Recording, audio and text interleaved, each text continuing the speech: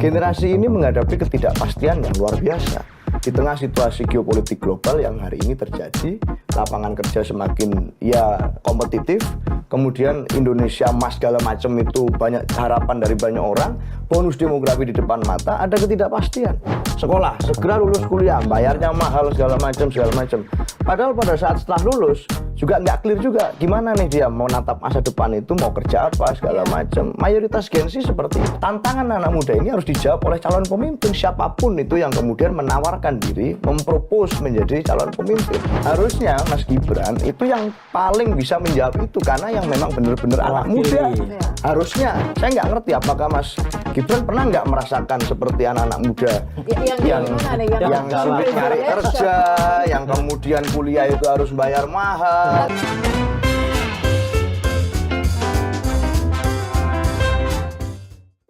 Ketemu lagi di Lanturan, ngelanturnya pasti mudah-mudahan relevan, aman. Kabul. Aku senang deh Mas Yogi, ini udah berapa kali ya? 3 episode berturut-turut, ada teman mirip-mirip Ya, seumuran sama Gus Kim. Terima kasih ini. Beda setahun aja sama Gus. Iya, Sangkatan. seragamnya sama waktu itu ya. Setahun dicetak aktenya. Angkatan kuliah. Karena dia sempat hilang aktenya. Hari ini kita kedatangan tamu. Anak muda lagi, Mas. Iya pasti anak muda, ya kan. Hari ini lagi musim anak muda. Hanya anak muda yang bagaimana yang kita diskusikan. Nah, Seno Bagaskoro. Apa kabar, Halo, Seno? Terima kasih. Ren, Sehat mau ya? lagi? Mbak nih, Sehat Kim, ya? luar biasa. Kita ngelantur-ngelantur apa nih hari ini? Kita diskusi, ini ada anak muda namanya Seno Bagaskoro muncul di mana-mana ya kan. Bicaranya mendobrak ya kan. Di setiap podcast itu bicaranya saya juru bicara Ganjar.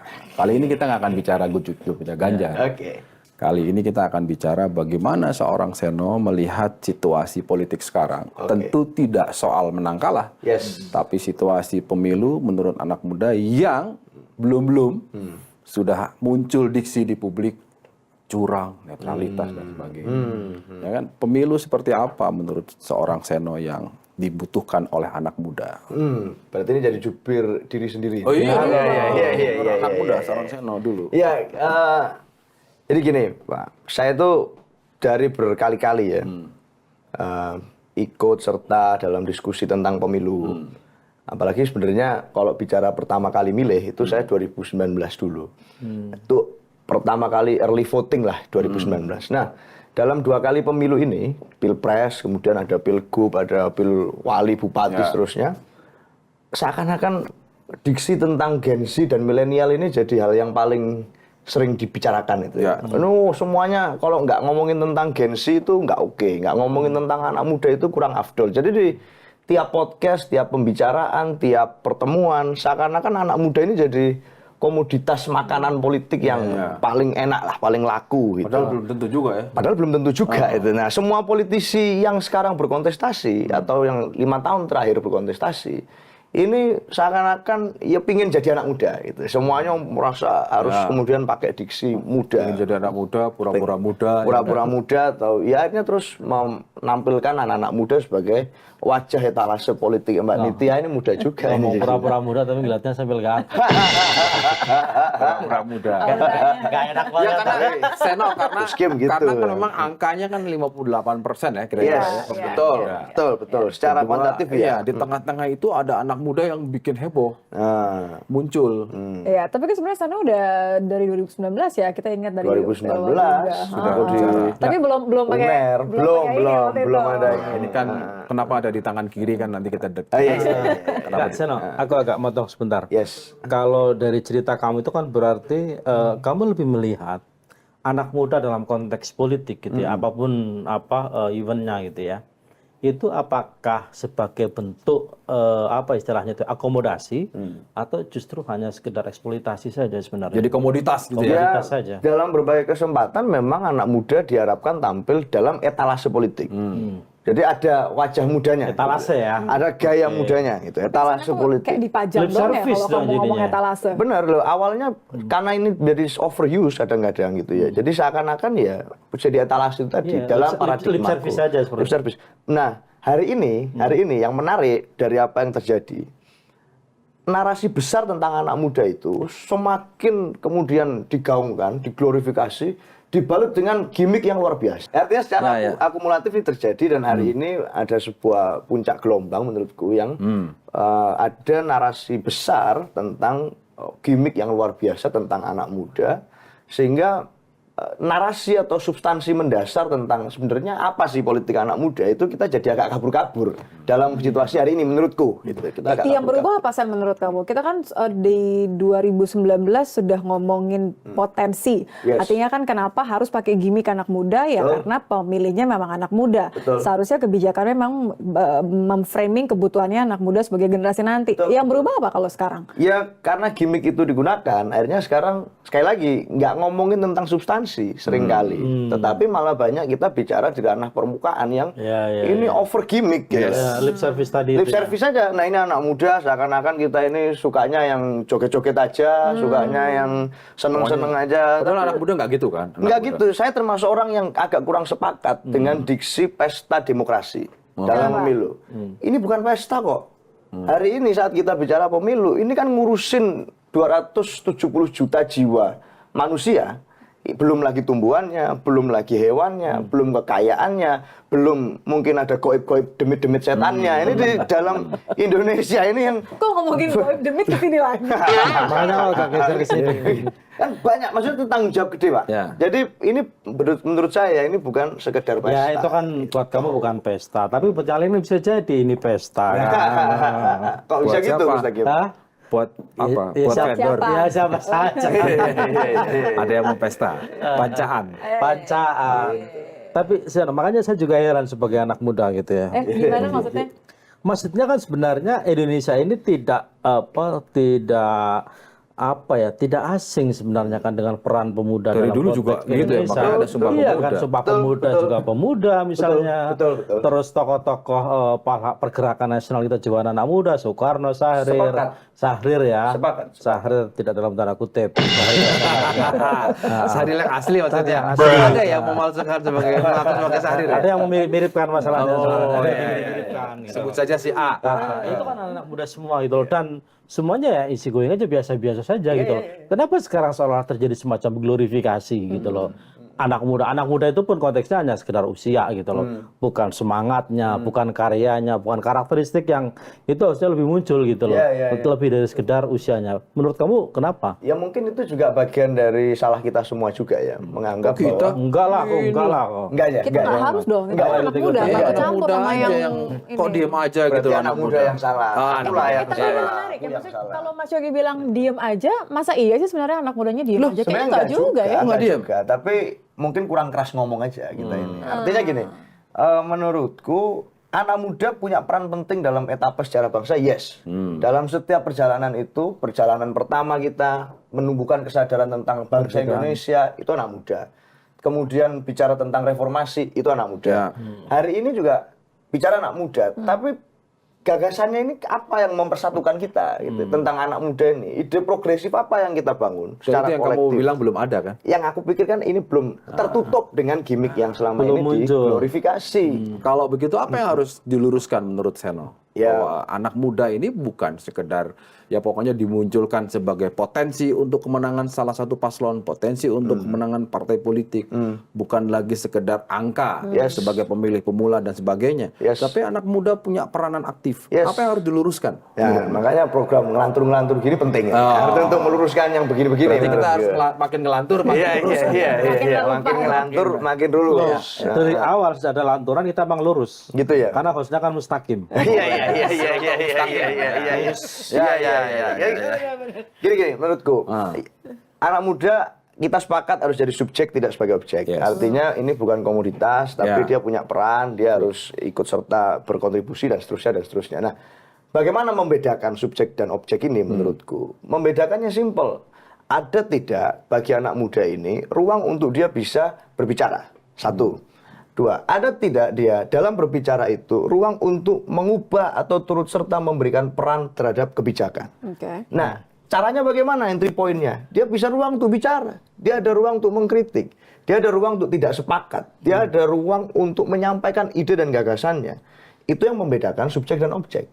Kalau objek, ya udah nggak ngapa-ngapain tuh, ruang tampilin untuk aja. berbicara, ruang untuk berpendapat, ruang untuk menggugat. Yes. Rasanya di era sekarang nggak kurang-kurang. Betul. Sosmed tersedia mau ngomong apa aja. Betul. Tapi yang rame tek Nah, ya makanya itu artinya dalam konteks Kenapa? Konteks mengisi ruang itu hari ini kita perlu mendorong adanya Artinya bukan ruang-ruang lingkungannya itu. yang membuat anak muda tidak bisa bergerak, jangan-jangan memang anak mudanya yang Makanya aku lebih bilang tadi suka mungkin rebahan. mungkin salah kita juga itu ya untuk kita Kamu kurang lah, keras aku nggak bicara ikut itu loh. Iya. Kita kurang keras untuk ngajak teman-teman ini, wah ini nggak kurang seperti keras ini. atau gitu. gini, karena kan kalau kita ngobrol di ruang-ruang diskusi yang memang isinya anak-anak muda semua, bukan berarti tidak ada rasa kepedulian itu. Betul. Tapi apa ya, Sen? Karena sudah hopeless begitu, sudah kayak masa kehilangan harapan. Atau nggak terlena, terlena, juga ada nggak ya, nyampe mungkin. itu ke Ketersediaan kamu teknologi. gitu? Iya. Oke, sekarang kita ngomong generasi. Gen Z ini dalam berbagai macam dialog publik tentang politik Gen Z dan lain sebagainya. Ini kan framingnya adalah Gen Z ini anak yang melek digital. Dia kemudian paham tentang dunia digitalisasi. Melek digital itu namanya bangun tidur langsung lihat HP. Kalau itu mau tidur itu dalam HP ya. Melek langsung HP. Lahir merocot ke dunia gitu langsung ada notif ding-dung gitu. Itu Gen Z. Padahal yang dibutuhkan adalah ekspresinya kan. Yes, betul. Ya kan? Isinya bukan Isinya. Kontennya, Kontennya, apa sih anak muda itu fasilitasnya. bisa? Dan Nah, itu nggak ada kan? hari ini itu Nggak muncul. Nggak kurang muncul itu. Mungkin ada. Aku masih punya optimisme. Gini. Gimana cara menjelaskan kita? Hari ini kalau kita ngomong tentang politik anak muda, tidak semua anak muda yang aktif dalam politik itu memang masuk dalam politik praktis. Aku tahu. Banyak teman-teman yang membuat movement, banyak teman-teman yang punya kesadaran untuk melakukan sesuatu untuk lingkungannya. Banyak teman-teman yang menyuarakan tentang misalnya isu civil rights, isu tentang lingkungan, isu tentang geopolitik dan lain sebagainya di dunia maya. Tapi memang mereka tidak terlibat secara langsung misalnya di dalam politik. Mereka terlibat di dalam isu-isu. Karena di isu itu mereka merasa nyaman, mereka merasa itu dekat dengan mereka menguasai itu. Aku pun sama dulu, sebelum masuk ke politik praktis, cara entry pointku adalah melalui isu. Dan isu itu tentang pendidikan, sekolah gratis waktu itu. Dan nggak ada yang salah dong. Kamu di Surabaya Di Surabaya bikin aliansi pelajar dan lain sebagainya. Entry pointku di situ. Nah, mungkin Ngomong-ngomong suratnya dibalas nggak sama Pak Jokowi itu? Yang ribuan-ribuan Ya kan itu. kamu bikin surat ke Pak Jokowi. nggak dibales. Sampai sekarang belum dibales juga. Apalagi sekarang Coba kayaknya. sekarang mau ngomong apa ke Pak Jokowi? Pak, balas dong Pak. Pak, surat saya ada 33.000 Pak Jokowi kemarin dulu itu sama teman-teman. Belum dibales Pak, balas satu dong. Mungkin lewat Gus Kim nanti ini. Giliran dibalas, oke, kamu ketemu saya. Besok kamu geser ke tengah ya. Ampun. Jawabannya gitu kan sekarang. Enggak, artinya gini. Kembali ke yang tadi. Ya. gitu ya. Nah, Sambil mikir nih, kalau beneran gimana? Kalau beneran Emang dia bersurat, kan sekian tahun yang lalu. Pertanyaannya suratnya nyampe apa enggak kan itu. Sebagai orang istana, suka banyak yang nggak nyampe gitu ya? Nah, iya. Karena aku pernah punya pengalaman seperti itu. Nyampe ternyata nyampenya ke orang lain. Gitu.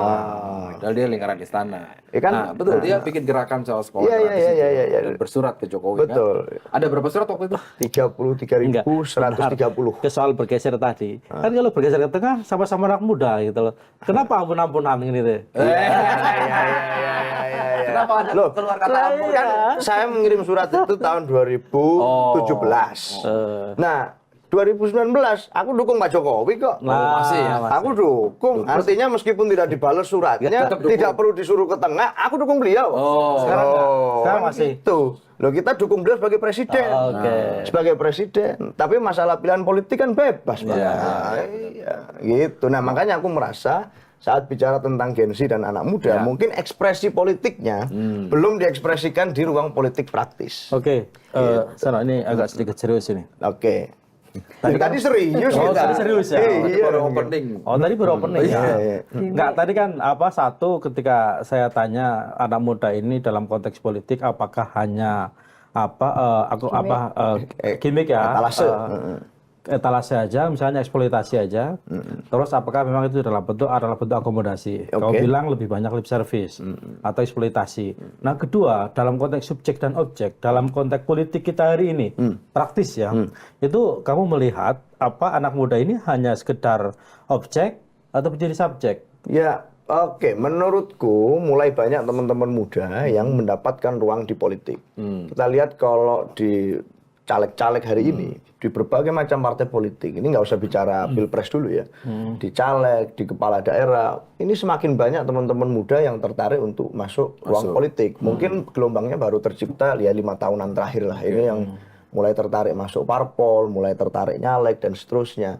Maka mengujinya ini nggak bisa sekarang sebenarnya, tapi mungkin setelah 2024 di mana mereka semua sudah semakin settle secara kekuatan dan jaringan politik. Kemudian di pemilu 2024 juga semakin banyak lagi yang nyalek anak-anak muda ini, bagaimana cara dia untuk mendapatkan kekuasaan dan mengelola itu. Maka menurutku ujian sejatinya bukan sekarang. Hari ini masih dalam bentuk testing gitu ya. Dan kita melihat apa yang terjadi di TikTok dengan kemudahan teknologi dan lain sebagainya, ini semua bentuk ujian. Maka ujian ini harus dijawab, dan jawabannya adalah pasca 14 Februari. Aku rasa itu.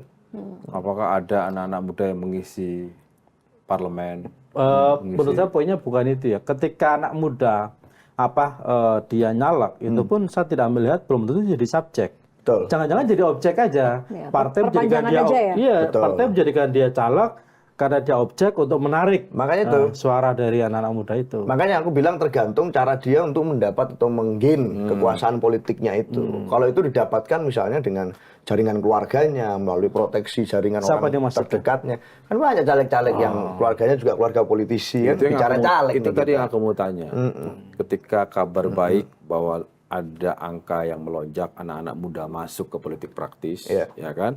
Nah, poinnya kan ada yang lebih itu. Apakah mereka memang terpanggil secara alami karena memang ada kebutuhan Atau karena privilege? Atau legacy. atau Atau ya, tadi karena memang meneruskan. meneruskan keluarganya, ya kan? Keluarga itu kan bisa bapak, ibu, dan paman, paman, tante, biar lengkap lah. Atau semuanya Atau ya? semuanya Nenek, gitu. gitu. Nah, yang mana gitu? Nah, itu benar yang mungkin baru diuji nanti setelah 2024 ya, menurutku. 24 seperti apa, lihat konfigurasinya, apakah ini masih bagian dari turunan politik, ya, atau memang dia masuk karena panggilan organik. Nah, ini kan kita belum ketemu. Nah, Seno ini kita doakan mudah-mudahan masuk. Tapi ngomong bukan keluarga politisi kan? Bukan. Benar. Nggak punya Ayah, nggak ada yang politisi. Paman, nggak ada yang jadi hakim. Nggak ada. Nggak ada.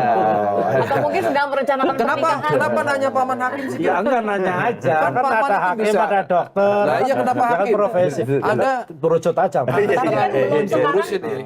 Ini bahaya loh. Terlalu menjuri ini orang istana udah mulai belok ke sini. Istana Kompas ini. Mulai balik ya? Mulai balik, mulai sadar dia. Ternyata It's up. kehidupan di sana menjemukan. Iya, iya. Iya, Oke. artinya kan tadi kan kamu bilang banyak anak muda, memang ada beberapa anak muda yang nyalek dan beberapa jadi karena ternyata pas usut penyusut, oh bapaknya udah duluan, jadi elit partai A, oh ternyata ada pamannya udah duluan misalnya, jadi elit di partai A segala macam bla bla bla. Nah terus bagaimana kamu melihat misalnya orang-orang model yang mungkin mirip kayak kamu gitu ya, nggak punya privilege, misalnya nggak punya darah biru, partai politik tertentu gitu loh, nggak punya dekengan pusat, karena bilang itu berpeluang misalnya untuk lolos gitu. Ya pasti berpeluang. Artinya di berbagai daerah di 2019 pun itu juga sudah mulai banyak yang meskipun belum banyak banget gitu ya, tapi mulai bermunculan. Dulu kalau nggak salah Mas Arifin kan pernah kesini juga, Bupati Trenggalek, ada bupati lain-lain lagi yang memang bukan dari keluarga politisi elit, dan itu mulai banyak. 2024 kayaknya bakal tambah banyak karena gelombangnya begitu. Ibin bapaknya politisi itu. Tapi level ini kan kalau nggak salah level kecamatan atau apa itu waktu itu. Kalau gitu menurutmu gini lah, kalau kita kan tadi sudah mengelaborasi apa sih motivasi terus situasi anak muda, menurutku kita sudah mulai bergeser. Bergeser ke bagaimana kamu sebagai anak muda, kita sebut kamu mewakili anak muda minimal di lingkaran kamu lah. Yang melihat pemilu yang sekarang sudah berjalan. Nah, ya kan pemilu berjalan itu kan maunya kita kan netral, itu kan Wapres sudah mengatakan jangan sekedar slogan. Karena memang sudah menjadi catatan selalu akan ada potensi-potensi kecurangan yang dimanfaatkan oleh orang tertentu. Kita nggak tidak melulu menyebut incumbent. Tapi peluang itu ada. Anak muda mau pemilu seperti apa? Ya, kalau anak muda Gen Z bicara politik, itu menurutku perlu satu role model atau keteladanan politik. Dia misalnya melihat politik itu buruk, kotor, tidak baik. Kenapa? Karena contohnya tidak baik. dia jadi antipati. Trust-nya hilang. Trust-nya hilang gitu. Karena role modelnya kemudian tidak menampilkan atau mencerminkan hal-hal yang diharapkan dari politik. Nah, sama halnya dengan masalah netralitas itu tadi yang disampaikan. Butuh ada role model. Dan siapa role model tertinggi di negeri ini hari ini? Ya adalah presiden. Menurutmu sudah jadi role model atau belum? Ya makanya kan kita menunggu. Ini hari ini kan masih nunggu. Masih Ini belum kelihatan. Masih hari kedua kampanye. Nah, artinya kita melihat dalam perjalanan ini konteksnya, maka role model utamanya adalah presiden. Kalau presiden bisa menjadi teladan bahwa akan netral, tidak menggunakan akses proteksi kekuasaan yang dimiliki, apapun itu yang melekat di dalam diri presiden, untuk kemenangan calon siapapun itu.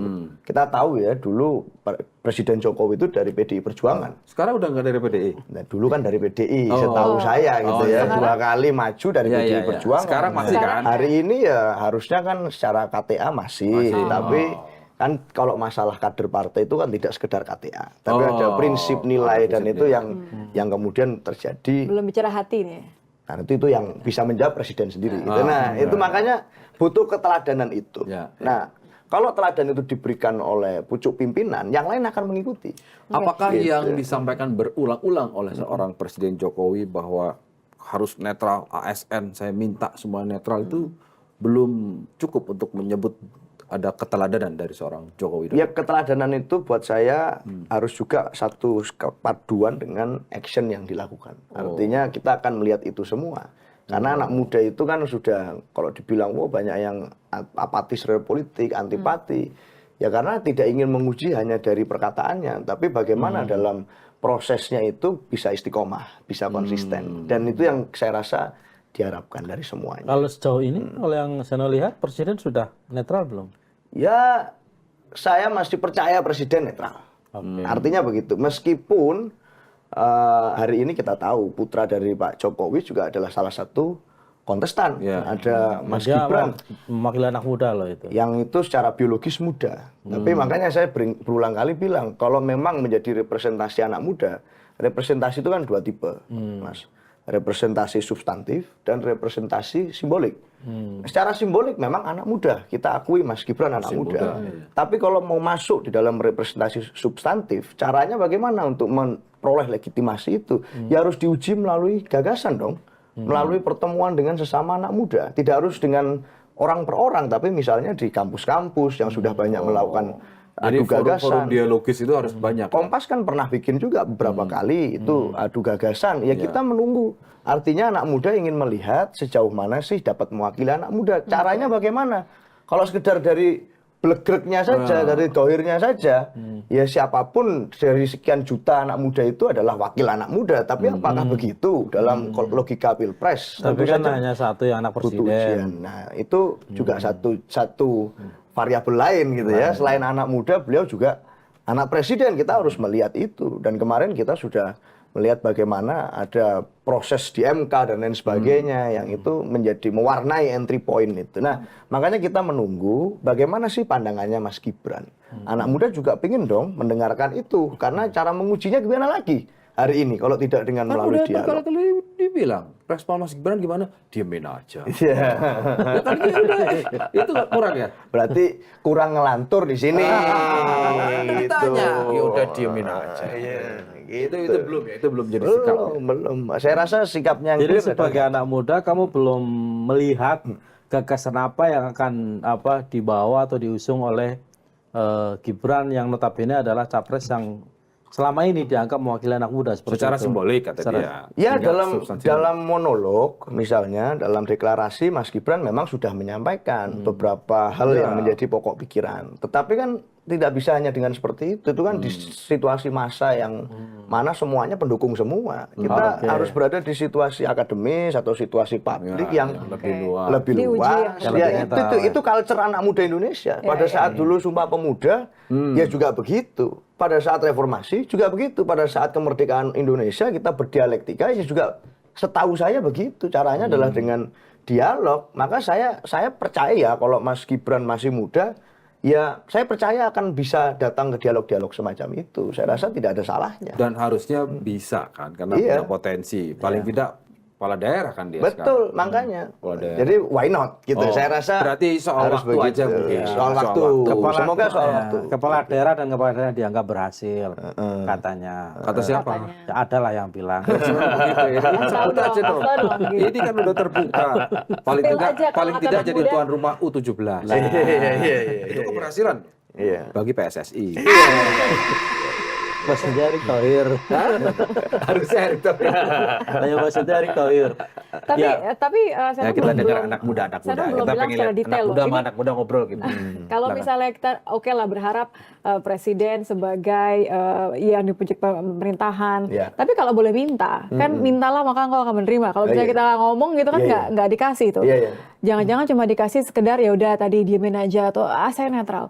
Kalau kita bisa minta sikap kayak gimana yang sebenarnya diinginkan sama anak muda terlihat benar secara jelas dari seorang presiden dan gagasan seperti apa yang diharapkan dari anak presiden yang sekarang juga jadi cawapres. Ya saya nggak tahu harus berharap apa dari Mas Gibran. Karena sebenarnya ya harusnya beliau yang menawarkan. Kan beliau yang kemudian mencalonkan sebagai wapres. Artinya ya beliau yang harus menawarkan ke kami. Anak Gen Z, Mbak Nitya, itu adalah generasi yang betul-betul repot sebenarnya. Artinya dia punya multiple burden. Secara usia, secara pribadi, dia memang punya ambisi, punya kehendak untuk mencapai cita-citanya, karir akademiknya, karir profesionalnya, jenjang ini ada tuntutan itu dari dalam dirinya. Di saat yang sama, dia dituntut orang tuanya untuk segera lulus sekolah, segera lulus kuliah, bayarnya mahal segala macam. Padahal pada saat setelah lulus, juga nggak clear juga gimana nih dia mau natap masa depan itu, mau kerja apa, segala macam. Mayoritas Gen Z seperti itu. Artinya, generasi ini menghadapi ketidakpastian yang luar biasa. Di tengah situasi geopolitik global yang hari ini terjadi, lapangan kerja semakin ya kompetitif, kemudian Indonesia emas segala macam itu banyak harapan dari banyak orang, bonus demografi di depan mata, ada ketidakpastian. Nah, tantangan anak muda ini harus dijawab oleh calon pemimpin, siapapun itu yang kemudian menawarkan diri, mempropos menjadi calon pemimpin. Mas Ganjar harus menjawab pertanyaan itu melalui kemudian saat diskusi publik. Pak Anies harus menjawab pertanyaan itu. Pak Prabowo dan Mas Gibran harus menjawab itu. Apalagi Mas Gibran yang mewakili anak muda. Simbolik itu. Harusnya Mas Gibran itu yang paling bisa menjawab itu karena yang memang benar-benar anak muda. Harusnya harapan saya secara ideal harusnya bisa menjawab karena harusnya paling merasakan. Saya nggak ngerti apakah Mas Gibran pernah nggak merasakan seperti anak-anak muda Yang gimana nih? yang sulit nyari kerja, yang kemudian kuliah itu harus bayar mahal. Tapi kan Mas Gibran kan memulai juga sebagai wira swasta, memulai dari nol juga. Kalau berarti pernah merasakan. Kalau pernah merasakan harusnya bisa datang dan memberikan tawaran.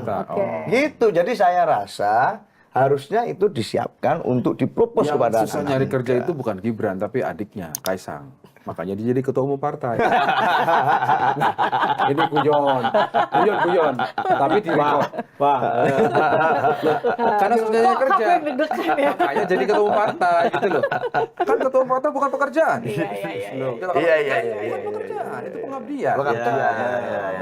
Itu nih Penuh waktu ya.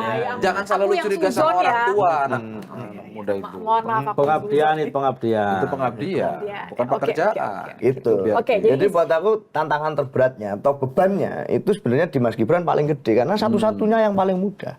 Itu menurut. Secara usia. secara usia. Dan secara pasangan juga paling muda. Lagi-lagi menurut Kaisang, kalau Pak Prabowo sama Ditambahin, dibagi dua itu paling muda. Iya, bentuk. Kalau ini narasi benar gimmick. kutipannya dari Kaisang. Iya. Seberapa besar kebutuhan anak-anak muda untuk melihat tadi di ruang-ruang publik? Iya. Kan biasanya selain yang resmi dari KPU kan sudah banyak tuh debat-debat adu gagasan segala macam Iya. gitu kan. Tapi dibanding pasangan yang lain kan paling ini sudah banyak dibahas loh Ya. untuk menginginkan bicara itu. Ya sering. Terus pemilu ini ngapain kalau nggak bicara kita? Saya kira pemilu ini adalah ajang untuk bicara. Kalau ajang bekerja itu waktu udah dilantik nanti. bicara nanti biar rakyat menilai, lihat hasil pekerjaan. Itu nanti waktu dilantik, Pak. Kalau sekarang pemilu ini memang adu bicara Untuk meyakinkan pemilih. meyakinkan orang. Sekaligus Iya, pengen tahu dong. saya ini siapa gitu. Saya ini siapa, teman saya siapa, saya ini membawa gagasan apa, saya menjanjikan apa. Ya memang ini waktunya. Ya pertanyaannya kan mungkin Gibran nggak merasa perlu meyakinkan banyak orang. Karena orang udah tahu. Karena orang udah yakin. Mungkin harus disiapin proposal, bukan cuma sekedar janji gitu kali ya. Iya. Proposal big idea-nya sama Ya, gimana. proposal Bisa juga apapun bentuknya lah. Tetap harus itu disampaikan, boleh. Tetap intinya harus gitu. disampaikan, masa didiem-diemin aja suruh Cenayang baca gitu kan, sendiri. kirain cenayang. Seno, Kalau isi penasaran. hati Kita gitu. masih penasaran. Dia kan, wah bicaranya oke lah ya. Struktur. Awal kamu bisa connect sama partai itu gimana ceritanya? Iya, jadi aku masuk partai itu 2020. Oke. Itu setelah aku lulus SMA setahun. Setahun. Sebelumnya aku tahun 2017 itu bikin aliansi pelajar Surabaya. Itu SMA. SMA kelas 1. SMP bikin surat. Jadi setahun sebelumnya bikin gerakan surat yang tadi. Terus bikin aliansi pelajar waktu SMA. Kita protes kebijakan tentang sekolah gratis yang mau dihapus. Ngumpulkan ketua OSIS pelajar dari se-Surabaya. Bikin aliansi pelajar itu yang sampai hari ini masih ada. Ketuanya masih anak SMA dan harus anak SMA. Nggak boleh yang bukan pelajar. Dan aku Jadi itu berproses di kira-kira situ. persatuan OSIS gitu lah ya? Atau bukan? Sama nih Mas. Nggak hanya OSIS, ada macam-macam. Levelnya pelajar top. Secara besar aku sama. Aku SMP juga udah nulis surat sebenarnya. Ke siapa? Sering nulis surat. Surat izin gak masuk sekolah. Izin bolos ya. Izin sakit. Tapi ini aku pengen denger cerita, kita pengen denger ceritanya. Aku juga pengen denger ceritanya. Koneksi ke kan gerakan dia sudah Iya, iya, mulai iya. social movement. Oke. Tapi kemudian memutuskan untuk kemudian masuk Ke partai. Pasti dia punya gitu ya. alasan. Kan? Betul, Kita betul. pengen tahu alasanmu apa? Nah, interaksiku dengan banyak orang itu terjadi pada periode waktu itu. Jadi maksudnya waktu itu kan banyak bicara tentang pelajar, bicara tentang anak muda. Otomatis ketemu dong dengan stakeholders, ada wali kota lah, ada Dewan Pendidikan, ada DPRD, DPR RI. Nah, ketemulah dengan banyak jenis manusia pada waktu itu dan berinteraksi dengan mereka, berdialektika, lulus SMA. Lulus SMA, aku berada pada fase mikir nih, ini aku akan di kampus ini masuk ke organisasi kampus, masuk BEM, masuk ke OKP atau apa. Nah, hari itu datang banyak sekali tawaran sebenarnya dari partai-partai politik. Jadi banyak yang membuka untuk masuk di sini. Aku memutuskan untuk cari partai politik yang satu sesuai dengan hatiku, yang paling cocok dengan pemikiranku, dengan platform dan lain sebagainya. Partainya ya, bukan orangnya ya, partainya gitu, organisasinya.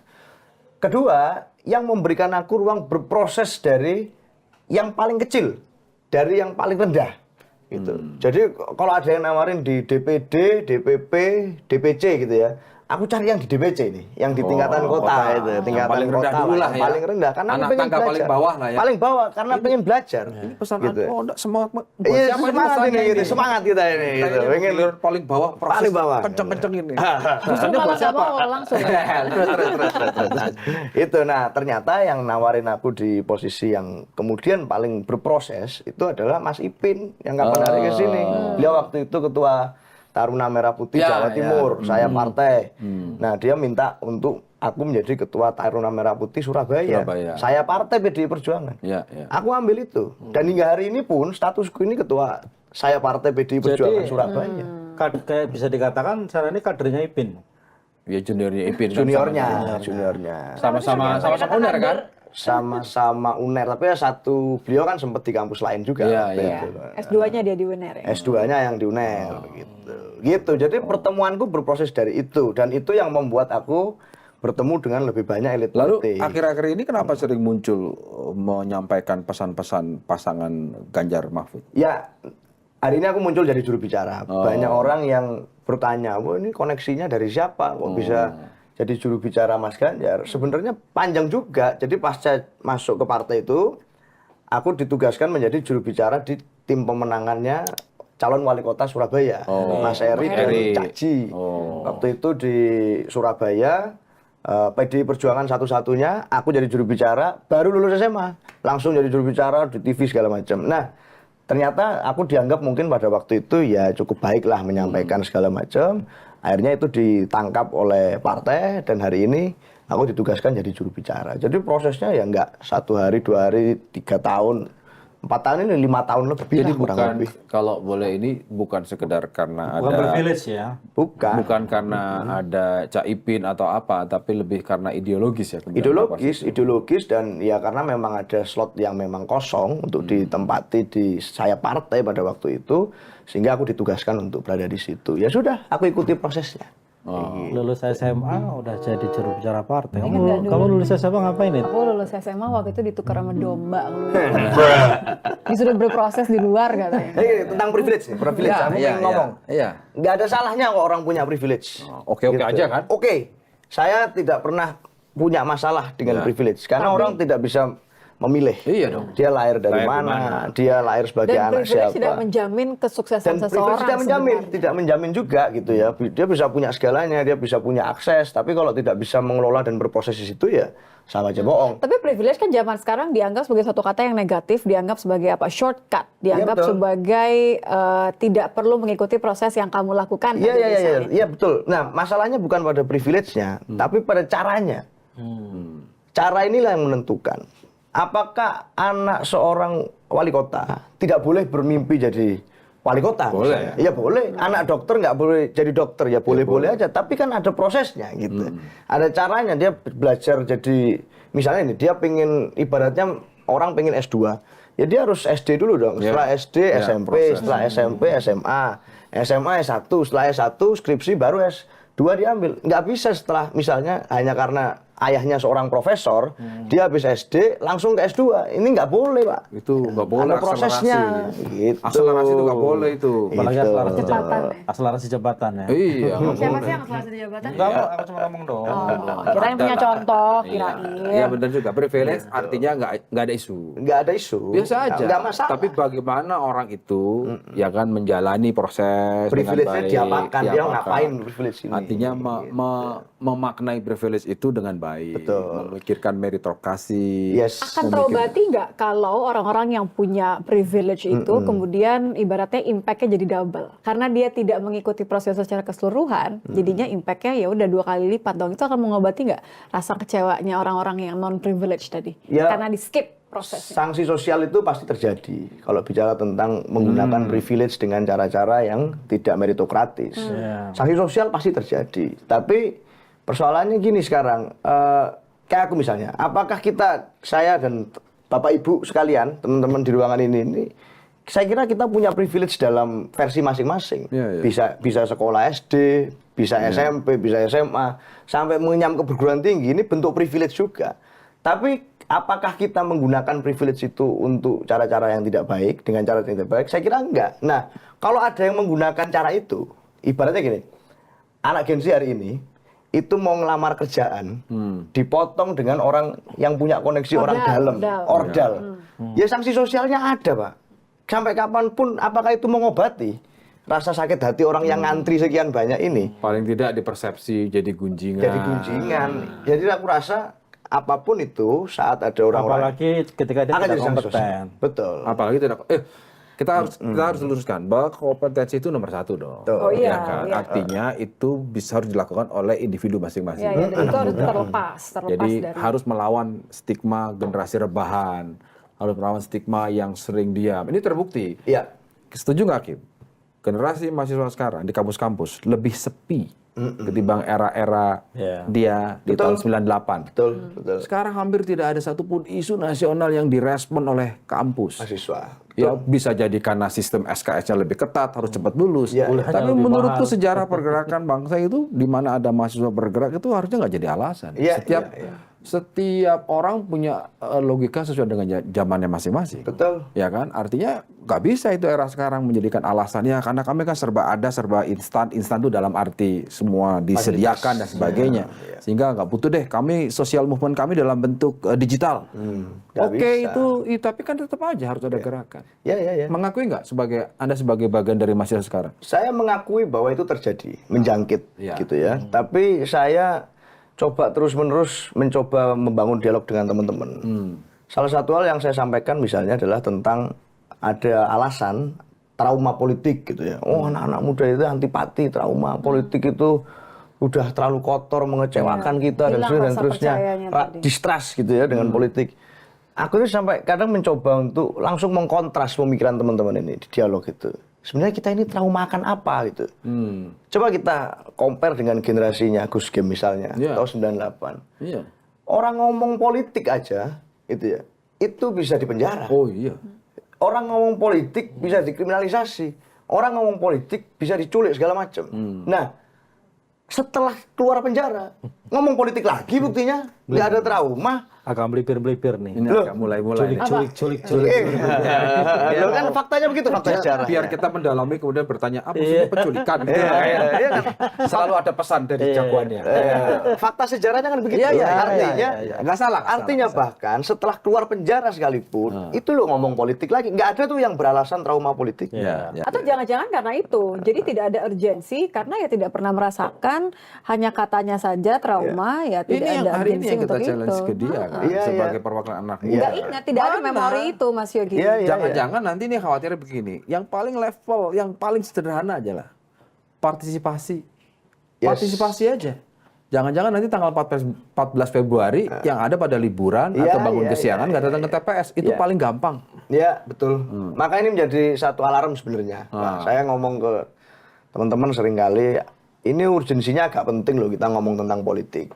Dan teman-teman yang selama ini bicara politik di luar ring, ini harus agak mulai banyak yang ke tengah gitu, bicara tentang politik praktis artinya. Mulai berani untuk masuk lebih dalam. Karena ya disinilah ring arena sebenarnya kalau bicara tentang bergen dan pertarungan kekuasaan untuk bicara tentang policy. Tidak hanya bicara tentang positioning kekuasaan, tapi bicara policy yang pro terhadap anak muda. Nggak bisa kalau kita main di pinggir terus, kita main di isu terus, tapi kemudian nggak menyasar keberpihakan. Nah, Pilpres ini momentum yang disediakan oleh mekanisme demokrasi untuk menyelesaikan persoalan itu. Kalau kita nggak memanfaatkan tempat ini dengan baik, terus bagaimana? Kita punya harapan, ekspektasi tentang 2045 begini. Kita aja nggak pernah duduk bareng hari ini untuk membicarakan lagi apakah Sumpah Pemuda misalnya tetap relevan hari ini. Satu bangsa, satu tanah air, satu bahasa itu apakah masih relevan? Atau ada perspektif baru yang perlu kita bangun saat bicara konsensus? Sebenarnya Indonesia itu apa menurut pandangan teman-teman? Bagaimana kita mengarahkannya? Pembagian peran dan tugasnya gimana? Ini kan nggak pernah kita ada masuk ke ruang-ruang dialog yang seperti paling itu. ekstrim ya, menurut anak muda sekarang masih perlu nggak sih peranan partai politik itu? Boleh juga dong. Betul, misalnya. Ya jangan-jangan nggak perlu ada partai politik, langsung aja bikin aliansi pelajar kayak model gitu Ya, kan. tapi kan tambah repot juga kita. Sekarang ada partai politik aja, teman-teman nggak mau berpolitik. Kalau nggak ada partai politik, siapa yang teriak-teriak begitu? Ini baru anggota partai politik. Dan itu dinarasikan itu dia langsung intercept. Cara ngecek kepentingan tuh di sini. Padahal kita cuma colek aja. Gitu. Ya, Tapi nggak apa-apa, memang perlu diuji. Memang perlu diuji. Atau mungkin justru kendaraannya berbeda aja gitu. Loh, artinya gini, spektrum politik apapun yang digunakan oleh teman-teman dalam hal kepartaian, itu sah kok. Ya. Tapi jadilah anggota partai politik, kader partai politik yang memahami apa yang diajarkan oleh partai masing-masing. Menurut kamu apa yang paling sederhana bisa dikerjakan anak muda? Yang repot-repot lah, nggak semuanya punya akses ke partai politik, nggak semuanya bisa dilihat oleh partai politik. Paling tidak dia lakukan dan itu produktif buat kontribusi kepada negara. Ya dari lingkungan terdekat. Nggak susah kok politik anak muda Gen Z itu. Gen Z itu kan dari circle to circle. Dia community base-nya itu adalah circle dan komunitas. Circle. Kemudian ada empowering. Ada kemudian di situ pemberdayaan. Pemberdayaannya. Nah, maka nggak usah jauh-jauh. Saya dulu mengawali politik kan juga dari circle saya. Teman sebangku dulu, teman ini. Ada keresahan tentang sekolah. Mungkin teman-teman di daerah lain atau komunitas lain punya keresahan yang berbeda dan itu sah. Nah, anak muda itu kan ciri khasnya harusnya resah itu. Resah, nggak boleh anak muda itu terus kita masuk ke comfort zone, tenang. Resah dong. Sekitarnya ada masalah apa? Oh, ini ada lingkungannya aku nggak bersih. Oh, ini ada mental health-nya bermasalah. Nah, cara menyelesaikan gimana? Dia masuk ke situ. Itu menurut gua adalah entry point termudah anak muda saat bicara politik. Nggak usah bicara tentang paslon dulu, nggak usah bicara tentang partai, kepedulian di situ dulu.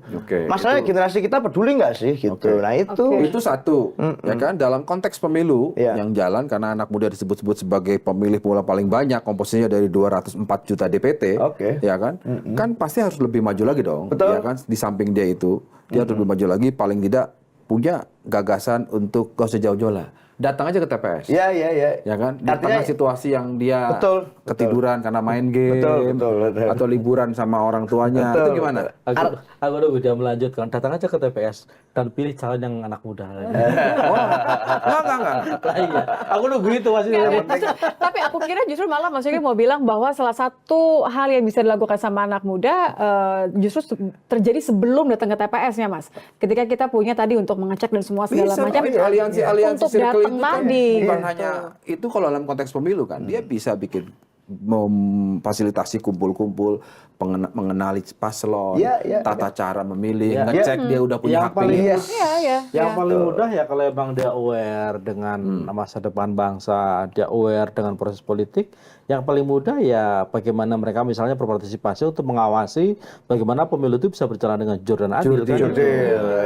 Iya. Artinya Ada damai tadi ya. Iya. Artinya gini, konteksnya aku bicara tadi adalah apa sih hal terkecil yang bisa dilakukan Ya, kan itu yang gitu. non-pemilu, Ya, kan? non-pemilu. Tapi kan itu bagian dari politik juga. Nah, penumbuhan kesadaran ini loh yang Ya. penting. Dan itu kurang ya.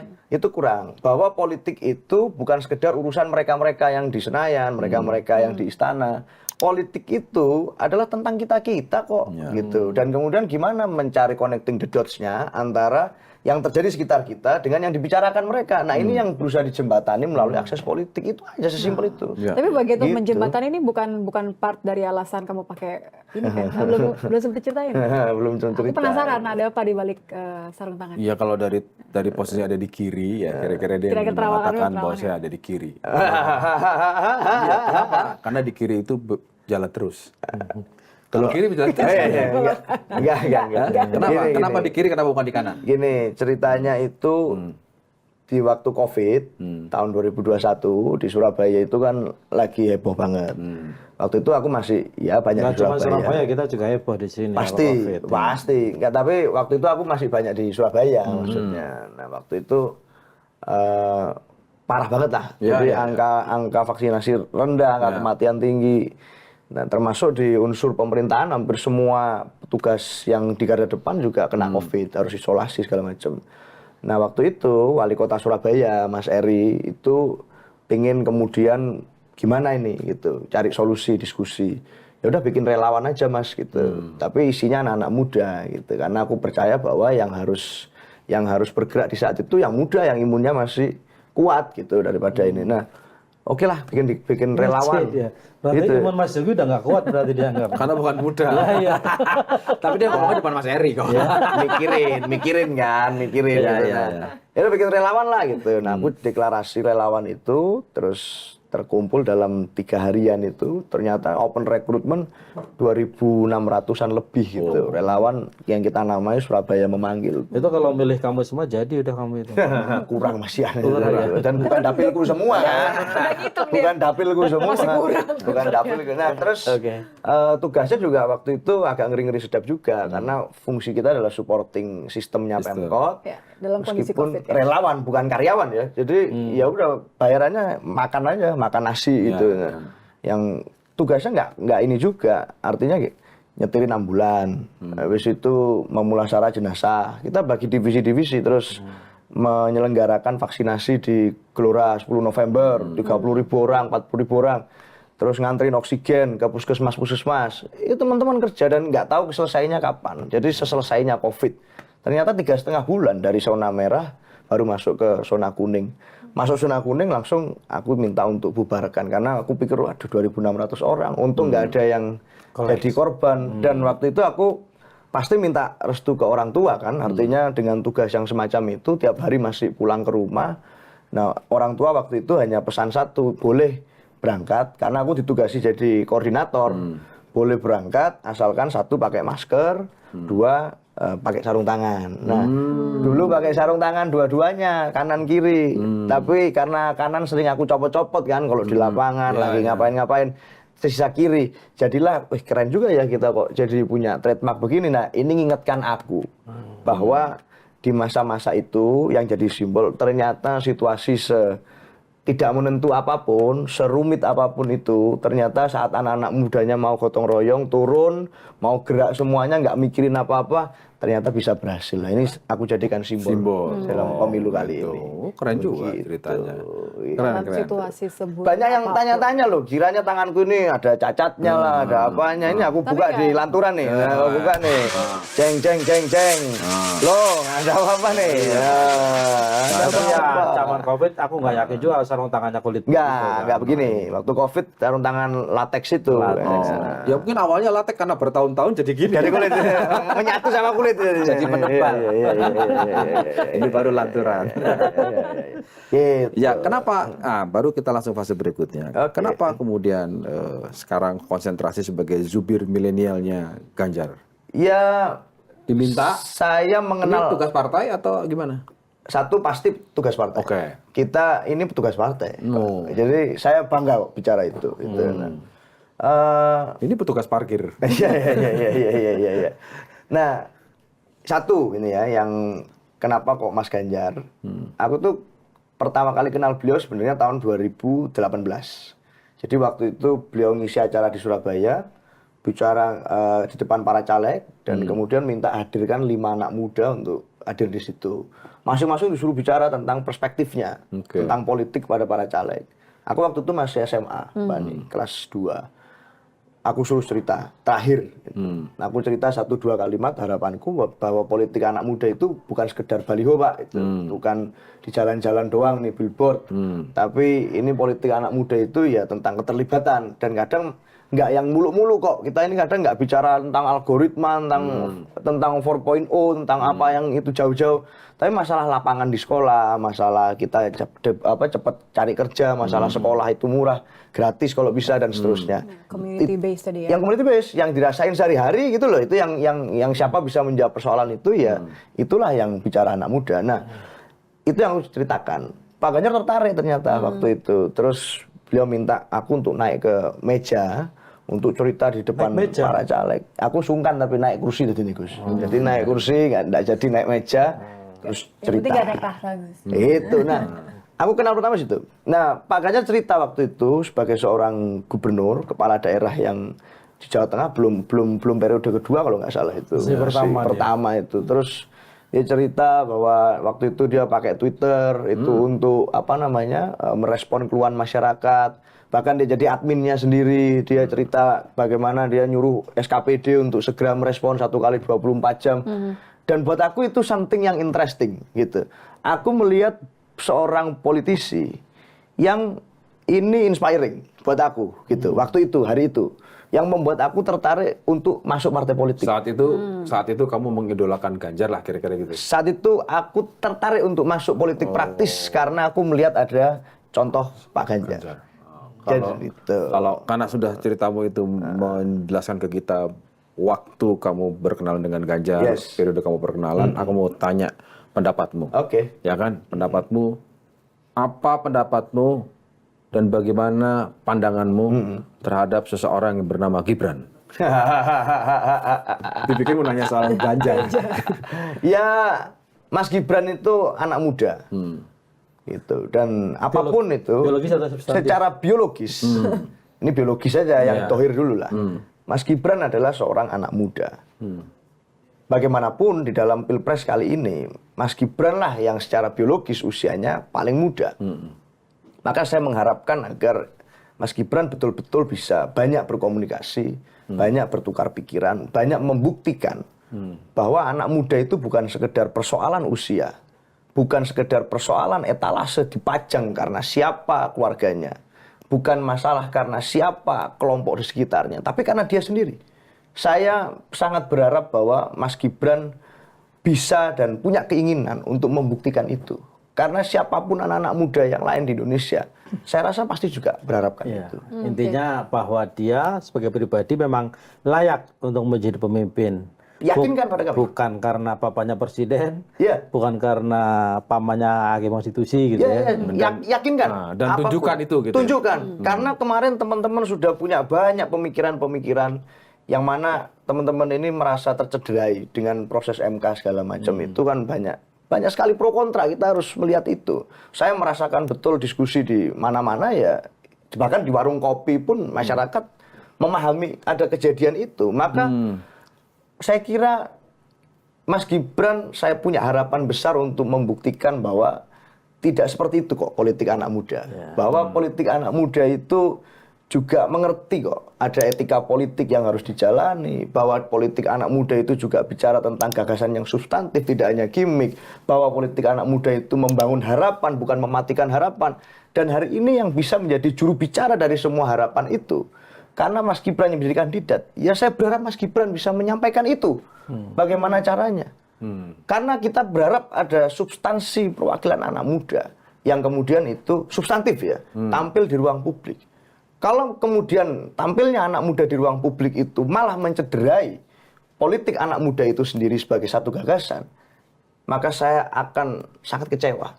Rasanya tidak perlu jadi pura-pura muda atau muda secara biologis untuk membawa substansi anak muda.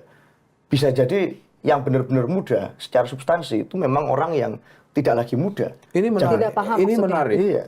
Kamu ada di posisinya Mas Ganjar Pranowo sebagai juru bicara. Iya. Tapi kamu ketika saya tanya soal Gibran, justru kamu memberikan Harapan. harapan dan mengundang Mas Gibran untuk Iya. menjawab itu. Iya, karena saya Artinya Iya, kamu betul. masih menaruh harapan kepada Gibran kan? Ya siapapun anak muda yang tampil di panggung politik, saya tetap konsisten sebagai sesama Sorry anak deh, muda. Ini harapan bahwa memang Gibran bisa menampilkan dirinya sebagai perwakilan anak muda, Ya, menunjuk. atau harapan agar ia tidak mengecewakan sebagai anak muda, karena itu kan dua hal yang berbeda. Ya keduanya, artinya kalau Mas Gibran kemarin kan sudah mengecewakan dengan proses di MK yang seperti itu, banyak anak muda yang kecewa. Kita menunggu penjelasan. Kan yang jadi hakim pamannya bukan Gibran. Ya kan semua capres itu kan kita Yang tahu dapat lah. pelanggaran berat dari Mahkamah Konstitusi, pamannya bukan Gibran. Gibran kan cuma atas keputusan. Ya, artinya gimana salahnya Gibran? bagaimana pandangan Mas Gibran tentang pamannya itu. Oh, Kita kan Oke, pengen oke, dengar oke, juga. oke. Secara Gimana sikapnya? terbuka, Secara gitu terbuka ya, fair bagaimana, aja gitu ya. apa yang dirasakan, apa yang dipikirkan, kan fair. Saya ini juga anak muda, Mas Gibran juga anak muda. Saya tidak pernah ingin kemudian politik anak muda itu dianggap sebagai sesuatu yang buruk, sesuatu Atau yang belum waktunya. potong kompas, sesuatu yang anak kemarin sore. Ya, bicara politik anak muda itu bicara tentang penajaman, bicara tentang dialektika terus-menerus. Maka hari ini saat saya bicara seperti ini bukan hanya persoalan saya berada di sisi mana, tapi saya bicara sebagai seorang anak muda. Dan Bung Karno dulu pada saat menanyakan kepada anak muda Indonesia, berapa jumlahmu? Jawabannya 1. Maka itulah yang saya anggap sebagai satu pegangan atau light star-nya kalau kata Bung Karno, bintang penuntunnya. Nah hari ini Mas Gibran juga anak muda. Maka saya sangat masih punya harapan untuk Kepada Mas kemudian Gibran, tidak mengecewakan kami terus-menerus seperti yang terjadi kemarin. Di fase sekarang Terus-menerus. adalah Di fase muncul dan sekarang. tampillah ke ruang-ruang dialog gitu ya. Metodenya begitu.